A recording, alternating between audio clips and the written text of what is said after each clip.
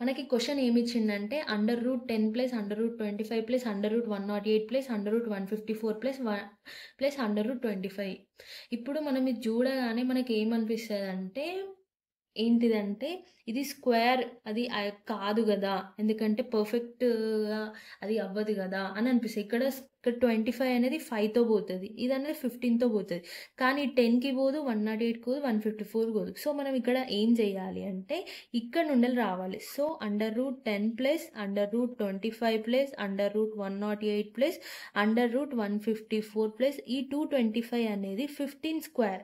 So, మనం ఈ under root పెట్టాల్సిన అవసరం లేదు. ఈ అండర్ రూట్ తీసేసి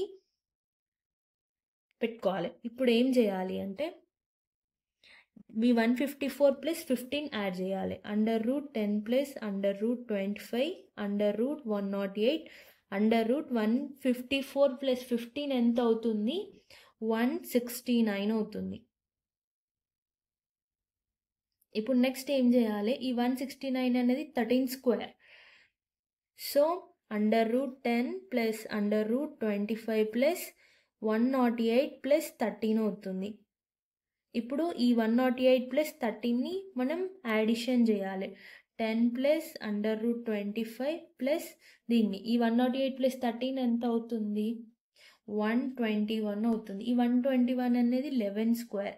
√10 ప్లస్ √25 ప్లస్ 11. ఇప్పుడు నెక్స్ట్ 10 ప్లస్ 25 ప్లస్ 36 ఎంత అవుతుంది? 36 అవుతుంది. సో, √10 ప్లస్ 6 ఇది 16 అవుతుంది. So, our answer is 4. Thank you for watching. Please subscribe.